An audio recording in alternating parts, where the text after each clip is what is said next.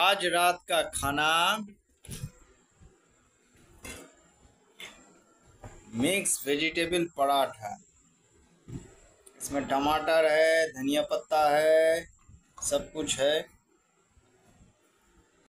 এটা mix vegetable পরোটা তৈরি হয়েছে মোটামুটি উত্তপম টাইপেরই। এখানে দেখো ক্যাপসিকাম আছে, এখানে ধনেপাতা আছে, টমেটো দেয়া আছে, এতে একটু সুজি দেবেন।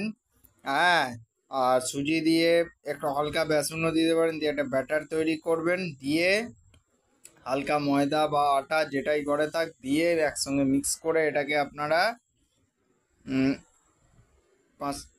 4-5 মিনিটের মতন ফ্রাই করার নন ফ্রাই প্যানে ফ্রাই করবেন হালকা তেল দিয়ে। দারুণ খেতে লাগবে। চলো আগে দেখতে हैं।